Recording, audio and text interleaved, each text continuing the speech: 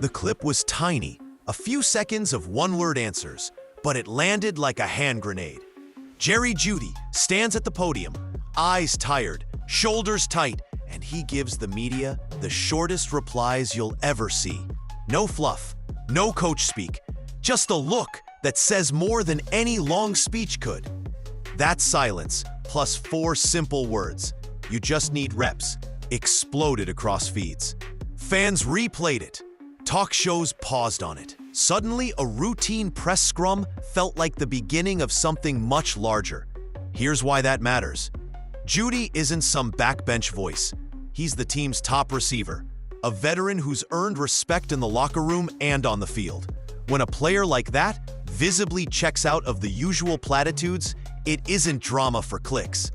It's a signal. It's a vet telling you, quietly but clearly, that something in the house isn't working. And the target of his frustration isn't a player. It's a process. How reps are being distributed, who's getting first-team practice time, and whether a rookie quarterback was thrown into the deep end without a life jacket. What makes the moment stick is the mismatch between expectation and reality. Fans and pundits saw a young, talented QB finally get an opportunity. The narrative offered is simple. Give him an arm, let him go, watch sparks fly. But Jeudy's 2-second answer pulled the curtain back. It suggested the QB didn't have the runway he needed to land. It implied the organization might be setting him up to fail. And a veteran was publicly refusing to let that narrative stand unchallenged. This intro isn't about pointing fingers. It's about context. That viral clip reveals more than frustration. It hints at tension between coaches and players, between planning and execution, between expectation and preparation. It raises a question nobody comfortable resting on surface opinions can ignore. Is Cleveland giving its promising rookie a fair shot, or is a larger internal disagreement quietly steering the ship? Stick around, because that 4-word line is only the opener. What comes next unpacks the timeline, the dynamics, and the real stakes for a team that could either rally around its rookie or watch a promising moment slip away. What made the moment unforgettable wasn't the length of Jeudy's answers. It was the weight behind them. He wasn't rambling, he wasn't emotional, and he wasn't trying to make a bold public statement. He was doing the opposite, saying as little as possible while letting his body language do the talking. When a reporter asked if there was any way to speed up the chemistry between him and Shedeur, Jeudy didn't blink. He didn't deflect. He didn't go into a "we're working hard" monologue. He simply said, "No, you just need reps." 4 words, delivered like a closing argument. But here's where it gets interesting. Jeudy didn't raise his voice. He didn't criticize anyone by name. He didn't call out the organization outright. Instead, he kept everything tight, controlled, which is exactly why the message landed even harder. A frustrated rant is easy to dismiss. Calm disappointment hits different. It leaves room for interpretation. It forces you to ask what he really meant. Look closer, and you'll notice the pauses, those few seconds where he seemed to be deciding how much he could safely say without crossing a line. That's where the unsaid part lives. Jeudy didn't mention the lack of first-team reps Shedeur got. He didn't bring up the chaotic preparation or the sudden thrust into the starting role. He didn't outline the confusing rotation or speculate on internal decisions. But he didn't have to. Anyone who understands football can connect the dots between "we need reps" and "we haven't been getting them." And that's what makes the moment so powerful. Jeudy spoke like a man trying to protect his quarterback without lighting the whole building on fire. He chose his words carefully. But the frustration behind them leaked through anyway. It wasn't anger at Shedeur. It was frustration for him. It was the type of answer veterans give when they want to tell the truth, but know there are consequences for saying too much. That's why the clip spread so fast. Not because Jeudy exposed anything outright, but because he revealed something by refusing to hide his disappointment. He said just enough to make everyone realize the problem wasn't the rookie. It was everything around him. To understand why Jeudy's four-word answer hit so hard, you have to look at the timeline. The actual sequence of reps, depth chart decisions, and practice rotations that led to this moment. Because once you see how the Browns handled their quarterback room, the frustration suddenly makes perfect sense. All season, the Browns' quarterback situation has been a revolving door. Injuries, adjustments, and shifting game plans put the team in constant scramble mode. That alone makes chemistry difficult. But the real turning point came when Shedeur Sanders entered the picture. Fans assumed he'd get at least some first-team exposure, a handful of days, maybe a couple weeks, to build rhythm with the receivers he'd be throwing to if called upon. That's the standard for grooming a young quarterback, especially one drafted with real expectations. But instead of giving him developmental reps, reports and reactions online repeatedly hinted at something different. Shedeur wasn't getting meaningful first-team work. Not consistently, and not in the way a rookie QB usually does when he's expected to eventually play. Dillon Gabriel, steady but far from spectacular, held the bulk of the first-team duties. Meanwhile, Shedeur stayed on the sideline, preparing mostly on paper while his actual on-field timing with receivers sat untouched. So when Gabriel went down and Shedeur was suddenly asked to step in, he entered ice cold. No rhythm, no timing, no trust built through repetition. He wasn't stepping into a system he knew. He was stepping into one he barely touched. That's not development. That's survival mode. This is why Jeudy's answer matters so much. When he said, "You just need reps," he wasn't stating an opinion. He was exposing the timeline. He was revealing that the rookie wasn't failing. He was underprepared because the team hadn't prepared him. And that brings us to the real question. Why? Why didn't the Browns give their young quarterback the reps he needed? Was it strategy? Hesitation? Internal disagreement? Whatever the reason, the result was the same. Shedeur was thrown into a situation that would have challenged even a veteran. When a rookie struggles, fans usually blame the rookie. That's the easy storyline. He's new, he's raw, he's not ready. But the second a respected veteran steps forward and pushes back on that narrative, everything shifts. That's exactly what Jeudy did, without ever raising his voice. And that's why his frustration went viral. In every locker room, there are players who talk because they're emotional, and players who talk because they've seen enough. Jeudy is the second kind. He's been through quarterback instability before. He's played with guys who weren't prepared, with offenses that weren't aligned, and with coaching staffs that didn't always put him or the team in position to succeed. When someone with that experience signals that something feels off, teammates listen, coaches notice.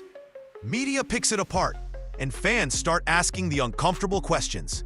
What makes this moment even more important is that Jeudy didn't speak up out of selfishness. If anything, he knows his own production suffers when the quarterback room is chaotic.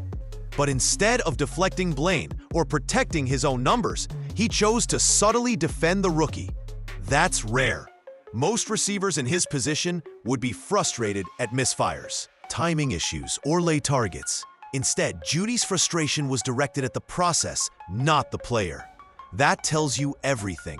Veterans don't put themselves on the line unless they believe in someone. Jeudy wouldn't risk even the hint of tension with coaches unless he felt strongly that Shedeur deserved more than he got.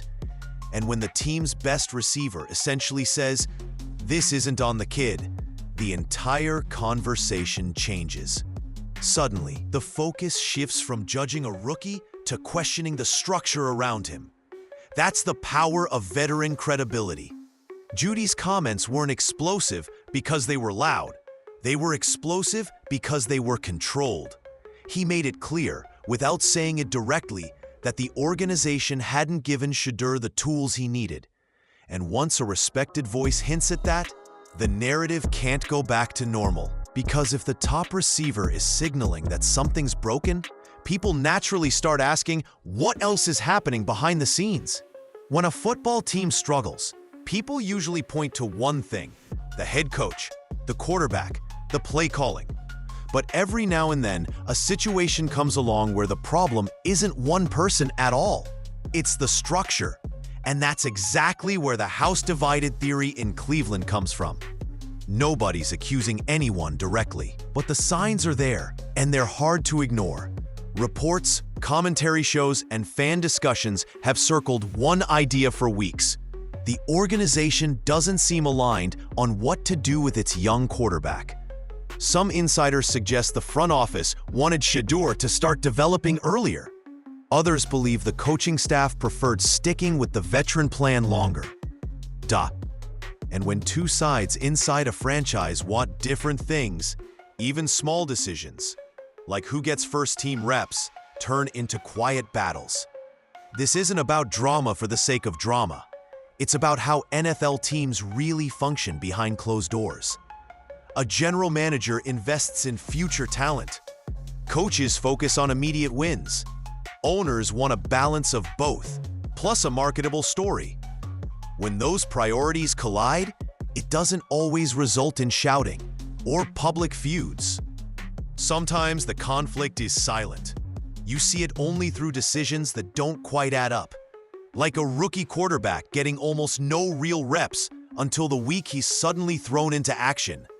Like a top receiver showing visible frustration, but choosing his words carefully.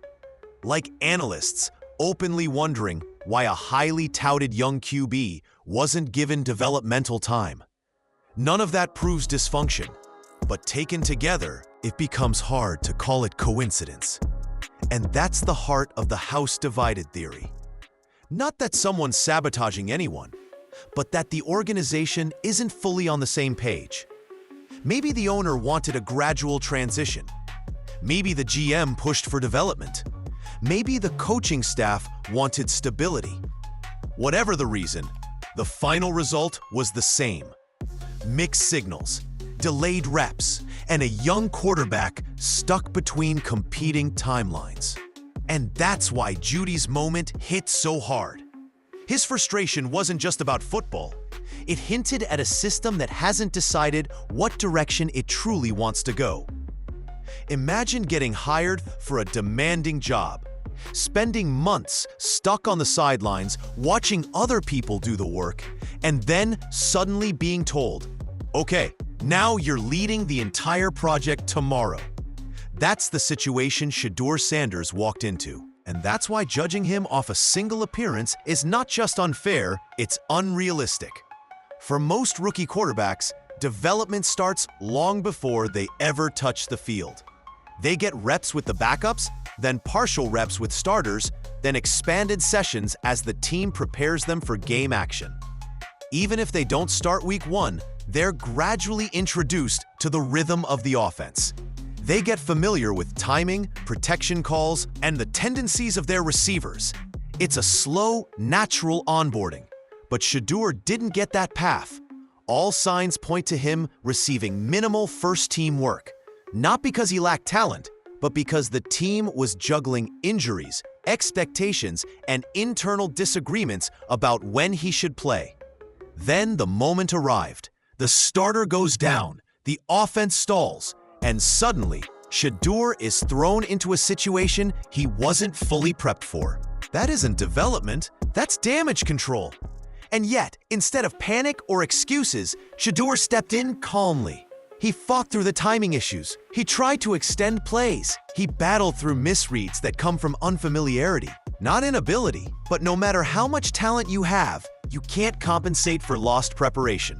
Timing isn't instinct. It's repetition. Chemistry isn't magic. It's built over weeks, not days.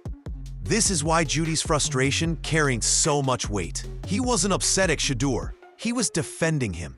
He understood the impossible spot the rookie was placed in.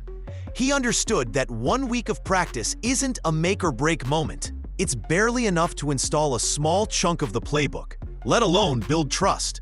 And now Shedeur faces the one thing every young quarterback dreads: the spotlight without the foundation. 1 week, one chance. A wave of expectations that ignore the context behind the performance. But here's the twist. This challenge could also be the start of something bigger if the team finally chooses to support him the way they should have from the beginning.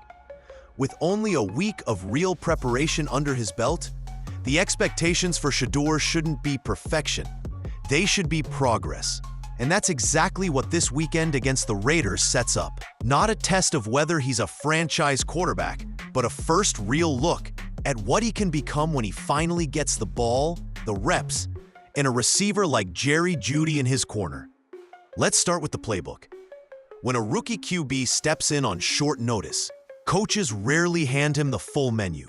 They trim the call sheet down to what he throws best, what he reads quickest, and what complements his natural instincts. Expect a mixture of quick passes to build rhythm, a few rollout looks to simplify reads, and then, when the defense starts biting, a couple deep shots to test the secondary. Shedeur has always been aggressive pushing the ball downfield, and that confidence won't suddenly disappear just because the stage is bigger. The real key, though, is timing with the receivers. That's where Jeudy becomes more important than ever. When a veteran decides to anchor a young quarterback, he adjusts his routes, his body language, and even his improvisation to help the QB settle in. Expect Jeudy to be the first read on several plays, slants, outs, and timing routes designed to give Shedeur an early rhythm. And if protection breaks down, watch how Jeudy works back to the ball. That's not luck, that's leadership. But every opportunity comes with risk. Shedeur is likely to have misfires. That's normal. A ball behind the receiver here, a late read there, that's part of playing without fully developed chemistry. And while critics may jump on every mistake, people who understand the game will know exactly what they're seeing. A talented quarterback still syncing up with the offense around him. What matters more than flawless execution is how Shedeur responds. Does he stay poised? Does he remain aggressive? Does he trust his arm and take chances when the window opens? Those are the traits that reveal whether a rookie has it, even before the stats do. This weekend won't be about whether Shedeur becomes a star overnight. It'll be about whether he shows the flashes that make fans say, okay, now we see why he should have been playing sooner. No matter what happens this weekend, the ripple effects inside Cleveland won't be small. When a rookie quarterback finally gets his moment, especially after weeks of limited reps and simmering frustration from veterans, every possible outcome comes with consequences. And the truth is, both paths lead to a very different future for the Browns. Let's start with the scenario everyone's whispering about. What if Shedeur shines? If he steps onto that field and delivers even a handful of big-time throws, a deep shot to Jeudy, a perfectly timed sideline route, a clutch third-down conversion, the narrative flips instantly. Fans will ask why he didn't get reps earlier. Analysts will dig into the timeline. And inside the building, people will quietly wonder why a quarterback with this kind of raw ability wasn't developed sooner. A strong performance won't just be about numbers. It'll be about proof. Proof that he can handle the moment. Proof that chemistry is already forming. Proof that with proper support, he might be the guy the franchise should be building around.